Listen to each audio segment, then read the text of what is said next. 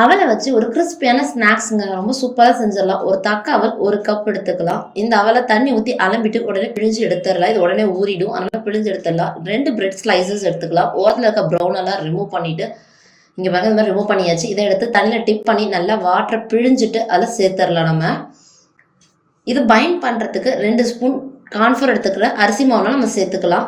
வெங்காயம், பச்சை மிளகாய் சேர்த்துட்டு இஞ்சி பூண்டு பேஸ்ட், சில்லி ஃப்ளேக்ஸ் 1 ஸ்பூன், மல்லித்தூள், கரம் மசாலா, உப்பு, கொத்தமல்லி இலை கொஞ்சம் நிறையவே போட்டு 2 ஸ்பூன் தயிர் சேர்த்துக்கலாங்க. நல்லா சேர்த்துட்டு ஒரு சேர கலந்துடலாம். இப்போ ஒரு பிளேட்லேயோ இல்லை ட்ரே எதில் வேணாலும் சமப்படுத்துறதுக்காக இந்த மாதிரி இது பண்ணிட்டு ஒரு 5 மினிட்ஸ் வச்சுட்டு கட் பண்ணிக்கலாம். தேவையான ஷேப்பை கட் பண்ண பீசஸ் எடுத்து இந்த மாதிரி மிதமான ஹீட்டில் வச்சு பொரிச்சு எடுத்துடலாம். நிதானமாக வேகும், நல்லா கோல்டன் ப்ரௌனில் வருங்க. இங்கே பாருங்க சூப்பராக வந்துடுச்சு கோல்டன் ப்ரௌனு. இது எவ்வளோ கிறிஸ்பியாக இருக்குன்னு பாருங்களேன். இங்கே பாருங்க சவுண்டே சூப்பராக இருக்குது, ரொம்ப நல்லா இருக்கும்.